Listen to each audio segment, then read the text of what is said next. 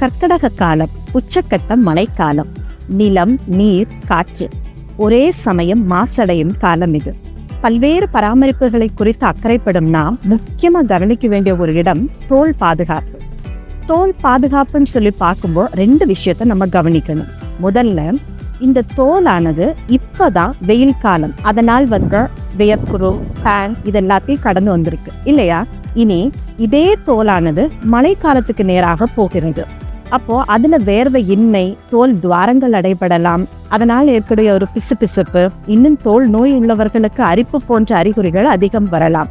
இவை எல்லாவற்றையும் நீக்கி சருமம் தன் பொலிவை இழக்காமல் இருக்க ஆயுர்வேத முறையிலான எண்ணெய் தேய்ப்பல், அபியங்கம் மற்றும் ஆவிக்குளியல் பல வகைகள் உண்டு.